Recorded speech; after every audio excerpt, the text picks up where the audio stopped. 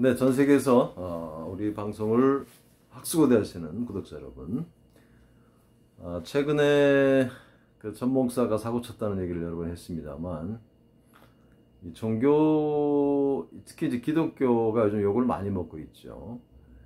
제가 그 강의 가운데서 제 전공이 종교 철학이다 이런 말을 한 적이 있었는데, 어떤 특정 종교나 종파를 옹호하거나 비방할 목적은 없습니다. 그리고 그래서 이제 제가 그 성서와 창세기와 한자라는 강의도 좀 했습니다만, 일부 종교인들이 거기다가 댓글을 올리는 가운데 보면은 한 반 정도는 이 악플 비슷하게 올리는 사람이 많아요. 그러니까 기독교인들의 편협성을 거기서 엿볼 수 있는 거예요. 그런데 이번에 그 전 목사가 사고를 쳤는데, 목사라는 칭호가 붙어 있잖아요. 이 사람이 과연 정말 종교인, 진실한 종교인이냐. 이 한자에 보면 이 종교라는 말은 이 마루종자를 쓰고 그 다음에 가르칠 교자를 씁니다. 종교. 마루라는 것은 우리가 하듯이 산마루에 이런 말 쓰죠. 그 다음에 누리마루. 이 마루는 꼭대기 정상을 말합니다. 우리 순수한 우리말로 산 꼭대기. 그러니까 뭡니까? 종교라는 것은 가장 꼭대기 가르침, 가장 높은 가르침, 가장 큰 가르침을 말합니다. 그것이 기독교가 됐든 천주교가 됐든 회교가 됐든 불교가 됐든 힌두교가 됐든 거기에다가 종교라는 이제 그런 거를 숭배하는 행위라는 단체들을 종교라고 이렇게 칭한 것은 가장 인류에게 큰 가르침을 주는 그런 어떤 모임과 단체다. 이래가지고 종교라는 칭호가 붙은 거예요. 그럼 어떤 가장 큰 가르침이 뭐냐? 제 생각에는 가장 큰 가르침은 어떤 종교가 됐든 이 사랑이 아닌가 생각이 들어요. 사랑. 사랑이 가장 큰 가르침이다. 그러면은 사랑 그러면 도대체 이게 우리말에는 사랑 이러면은 한편으로는 추상적이에요. 다 알지만 이걸 이제 학자들이 좀 더 분류하면 그 옛날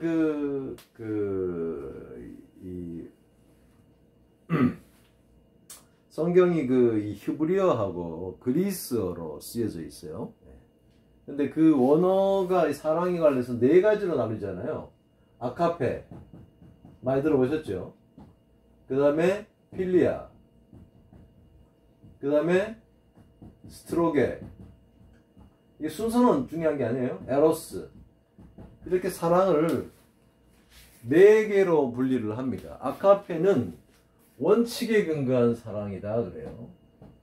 필리아는 이게 우정과 같은 형제 우정, 우정, 애정, 형제 우정, 형제 애정입니다. 가족 간의 사랑이고, 요게 가족 간의 사랑이죠, 스트로게가. 요거 필리아는 우정이고, 정말 따뜻한 그런 애정이고, 요 에로스는 이성 간의 사랑입니다.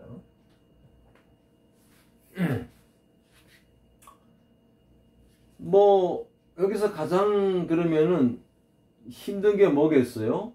이 아카페가 가장 힘든 겁니다. 원칙에 근거한 사랑이 뭡니까, 여러분들? 이 원칙에 근거한 사랑이라는 거는 아카페가 원칙에 근거한 사랑이라는 걸 했잖아요. 이거 잠깐 조금 이따 설명드리기로 하고, 이 종교가 타락을 하게 되면 어떤 결과가 있는가를 역사적으로 한번 말씀을 드려볼게요.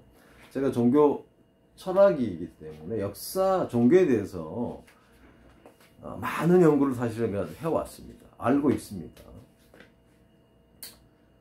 이 전 목사가 이제 사고를 쳤는데, 전 목사 좋아하시는 분들은 사고 쳤다면 싫어하겠습니다만, 아무튼 종교가 이제 타락을 했을 때 어떤 일이 벌어지는 거 보면, 종교를 타락시키기 위한 방법, 수단이 두 가지 있습니다.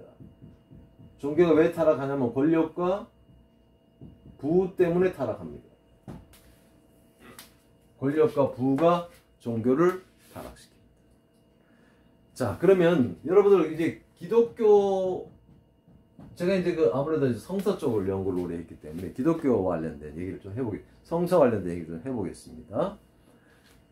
가장 그러면 기독교가 타락했을 때가 언제라고 볼 수 있겠습니까? 많은 사건이 있었습니다만 예수를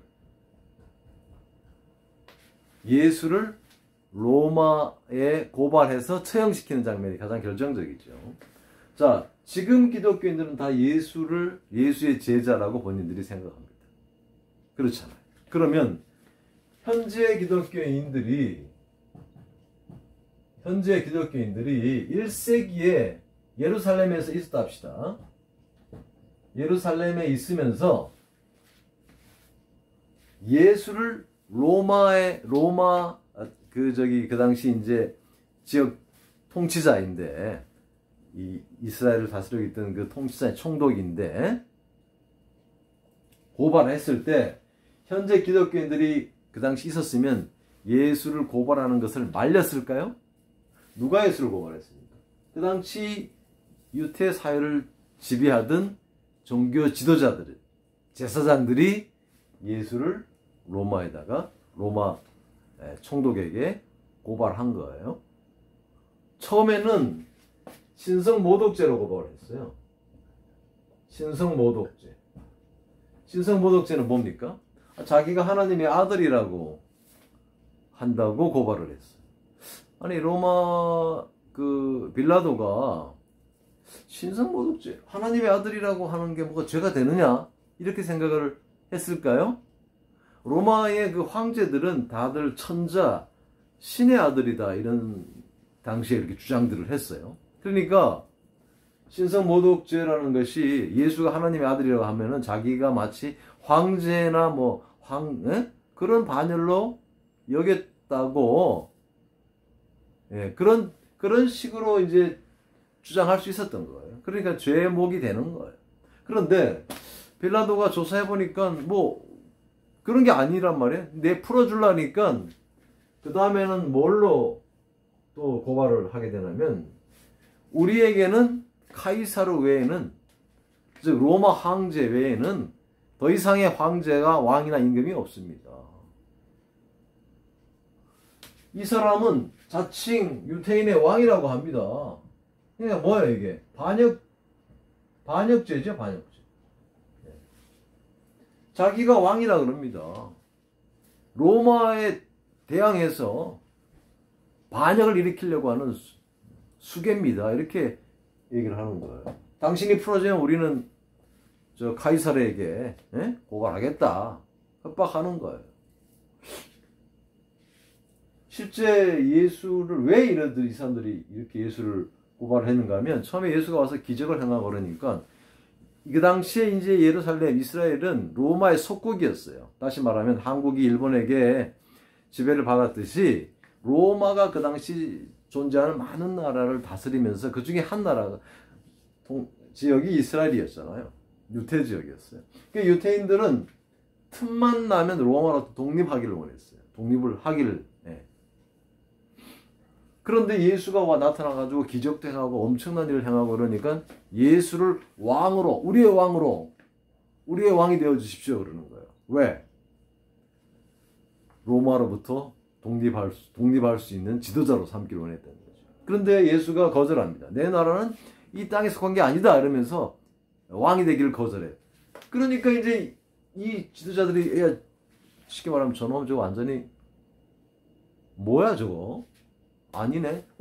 저놈 때문에 우리가 독립에 방해가 되고 오히려 이런 생각이 들어가지고 자기네들의 어떤 야망을 달성해줄 일의 방해꾼이라 생각하고 신성모독죄로 고발하고 반역자로 고발을 하는 겁니다. 자, 여기서 종교 지도자들이 그러면은 우리의 왕은 카이사르 외에는 없습니다라고 해놓고 몇 년 뒤에 로마로부터 독립하기 위해서 독립전쟁을 하잖아요.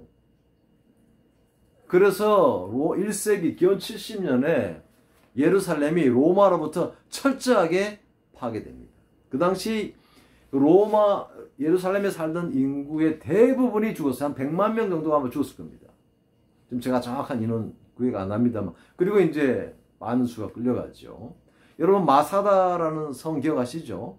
예, 산꼭대기 위에 성 있는데 거기에서 최후 발악을 했던 유태인 아주 열성 당원들이 살던 곳인데 그게 바로 이때 기원 70년, 66년부터 70년 사이에 독립전쟁 때 있었던 이야기들이에요. 그러니까 이들은 종교 지도자들은 로마로부터 독립하기 위한 그런 머릿속에 가득 차 있으면서도 예수를 우리에게는 왕은 카이사르 외에는 없습니다. 로마 황제 외에는 우리의 왕이 없습니다. 이렇게 하면서 예수를 고발한 거예요. 그러면 과연 현재 기독교인들이 이 당시에 있었으면 여기 있었으면 그 종교 지도자들의 행위를 반대했겠느냐 하는 거죠. 그 당시 반대한 사람 없었습니다. 다 동조했어요. 세월이 지나니까 예수를 우리의 지도자라 그러는데 과연 현재 지도자들이 종교인들이 당시에 있었으면 했겠느냐 이제 반대를. 자 보십시오. 이제 이 역사가 가장 반역의 가장 결정적인 성경적으로 보면 그래 결정판인데 이 가톨릭의 말입니다. 제가 어떤 특정 종교를 뭐 비방하려고 하는 게 역사를 얘기하는 거예요. 종교가 어떻게 타락하게 되는 과정을 보시는 겁니다. 이 가톨릭이 이 히틀러와 손을 잡아줍니다. 정교 조약을 맺어줍니다. 2차 세계대전 전에 히틀러는 카톨릭과 정교 조약을 맺음으로써 즉 동맹을 맺고 조약을 맺음으로써 당시 도덕적인 이제 배경을 갖게 된 거예요. 여러분들 그 북한이 이상한 짓 하면은 많은 나라들이 북한하고 손을 국교를 단교하잖아요. 그 나라를 정죄하기 위해서.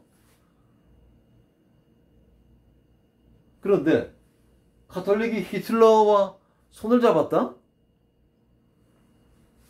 이로 인해서 물론 뭐 가톨릭이 손 잡아가지고 꼭 그런 건 아니지만 이 영향이 얼마나 컸는지 모릅니다.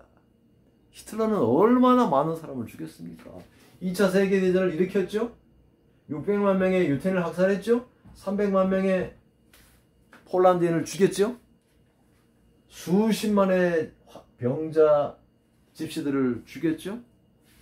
여기에 또 뭐 종교인들도 많이 죽었겠죠.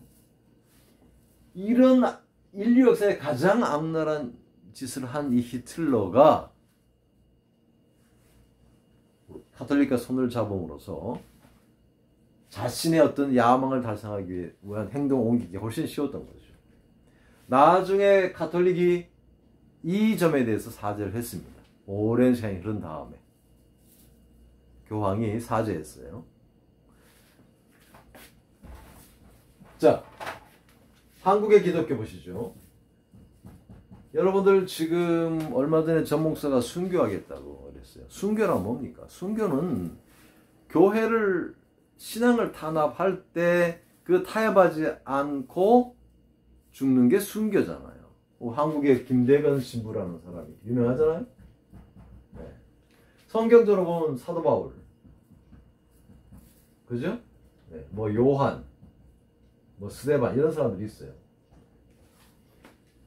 이제 종교를 탄압할 때 어떤 그 굴복에 저항하고 타협하지 않을 때 심지어 목숨을 잃게 되면 순교인데 전 목사가 나라와 싸우다가 자기가 죽겠다고? 나라는 안 죽일 건데? 자기가 죽겠다는 얘기, 자기가 자살하겠다는 얘기일 수도 있잖아요? 그게 순교입니까? 순교 아니죠. 순교는 그거는 정말 정치적인 행위죠. 자, 그러면 한국의 기독교 신도 여러분, 또 기독교뿐 아니라 불교든 다른 종교 신도 여러분, 여러분들이 일제시대 때 지금 살고 있다고 하십시다. 일제시대 때는 모든 사람들에게 신사참배 강요했습니다.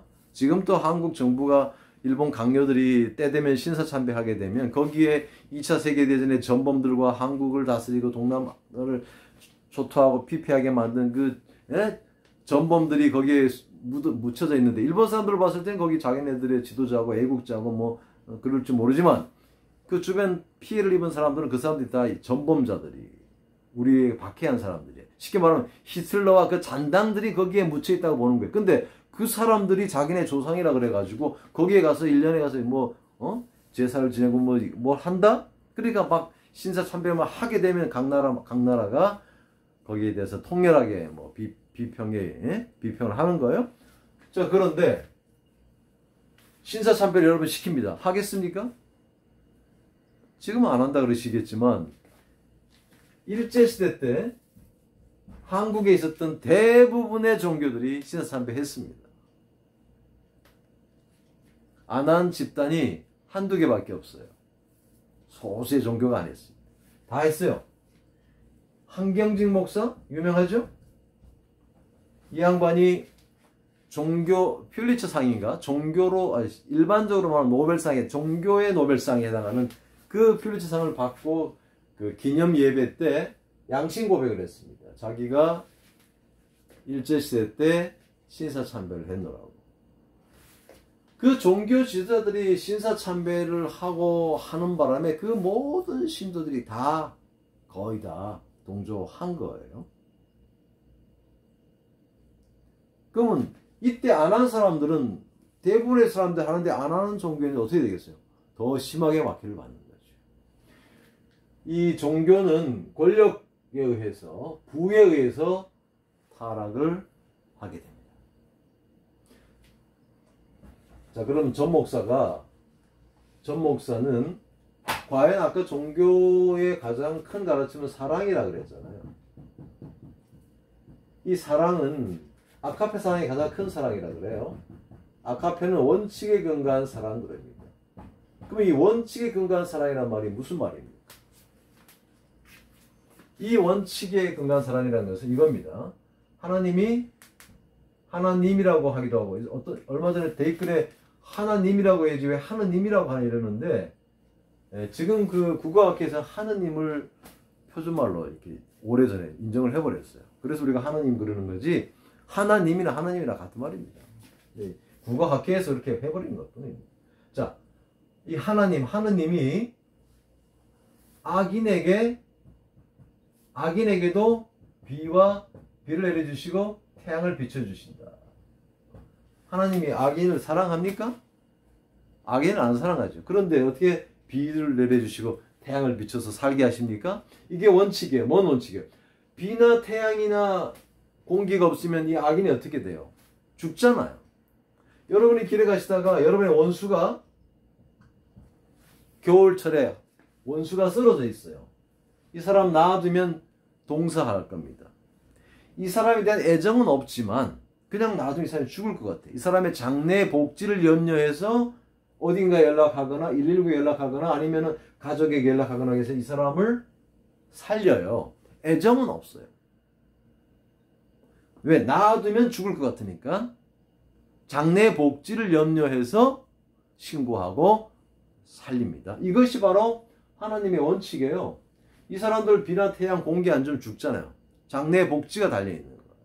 그래서 하나님은 악인이든 선이든 비를 내려주시고 태양을 내려주시는 거예요. 그것이 아카페 사랑입니다. 아카페 사랑은 애정이 있을 수도 있고 없을 수도 있지만 그 사람의 장래 복지를 염려해서 도와주고 보호해주고 하는 것이 바로 이 아카페 사랑입니다. 내가 좋아하는 사람 같으면 당연히 도와줄 수 있는데 좋아하지도 않는 사람을 도와주려고 하는 게 쉽습니까? 어렵죠. 그래서 이게 아카페 사랑을 가장 큰 사랑이라 그러는 거예요. 그 원칙에 근거한 사랑입니다. 자, 그러면 이 전 목사가 정말 종교의 가장 큰 가르침이 사랑을 실천한다면 자기가 좋아하지 않는 사람들이라 할지라도 자기를 반대하는 사람이라 할지라도 그들의 복지를 염려해야 되잖아요. 이 코로나를 확산시켜 가지고 사람들이 죽고 코로나에 걸리고 이게 이 원칙에 근거한 아카페 사랑에 들어갑니까? 사람들에게 지금 사랑을 하는 게 아니라 사람들을 얼마나 힘들게 만들었습니까? 자영업자들 지금 아마 가까이 갖다 놓으면 돌팔매질 하거나 아마 그러려고 하는 사람들도 굉장히 많아요. 정말 이 방송 용어 아닌데 아작났어요. 막 많은 사람들이 피를 보고 있습니다. 그렇지 않아요? 그러니까 이 종교의 가장 큰 가르침이 사랑이 전혀 없는 행동을 한 거예요. 정치적인 행동을 하고 있는 건데. 권력과 부가 종교를 타락시킵니다. 여러분들 순수한 신도 여러분들은 순수한 동기로 종교 행위를 할 수 있는데 여러분의 지도자들 잘 보세요. 이 사람들이 권력, 정치적인 행위를 하고 있고 뭐 권력자와 좀 더 가까워지려고 하고 권력자와 사진 찍은 거를 걸어놓고 다 타락하고 있는 거예요. 종교가 타락하면 2차 세계대전의 히틀러 한 만행들, 일제 신사참배의 일제의 만행들 같은 것들이 반복이 되는 거예요. 굉장히 무섭습니다. 종교는 정말 무서운 거예요. 종교가 이 연합이나 화합의 가장 걸림돌입니다. 왜? 타 집단을 안 받아들여요. 굉장히 배타적입니다. 어떤 종교든지 그래요. 평상시에는 아주 사랑을 얘기합니다. 그렇지만 이거에 딱 걸려버리잖아요. 종교는 타 종교와 타 종파와 타 집단을 거의 안 받아들여요. 굉장히 배타적이에요. 왜? 내가 선이거든. 그러니까 저 상대방은 악이에요. 신을 대리해서 악을 심판하는데 용서가 어디 있고, 예? 타협이 어디 있습니까? 이렇게 생각하는 거예요. 무서운 겁니다. 잘 생각하시고 여러분들, 오늘날 종교가 타락을 했냐 안 했냐는 권력과 얼마나 가깝게 지내느냐, 권력자와 얼마나 가까운 관계를 가지려고 하냐, 또 권력이 우리 집단과 우리 종교를 얼마나 이용하려고 하느냐 보시면 우리 집단이 지금 타락해가고 있다 생각하시면 되는 거예요. 부도 마찬가지죠. 이건 뭐 더 말할 나위 없죠. 목사 세습들이 순수하게 정말 그 집단을 살리기 위한 것인지 아니면 부의 대물림인지도 보셔야 됩니다. 어떤 종파든 마찬가지예요. 그러니까 종교라는 것은 가장 큰 가르침인데 가장 큰 가르침은 사랑입니다. 원칙에 근거한 사랑. 싫어하든 좋아하든 그들의 복지를 염려해서 하는 행위를 할 수 있는 것이 이 아카페 사랑이에요. 이거를 하지 않는다? 그건 이미 변절되고 타락한 겁니다. 전 목사? 더 이상 종교인이라 하기 힘든 것이죠. 오늘날 한국에서 지금 벌어지고 있는 많은 그런 이 행위들이 지금 제가 한 이야기를 역사적인 것들을 근거로 한번 잘 생각해 보시기 바라겠습니다. 수고하셨습니다.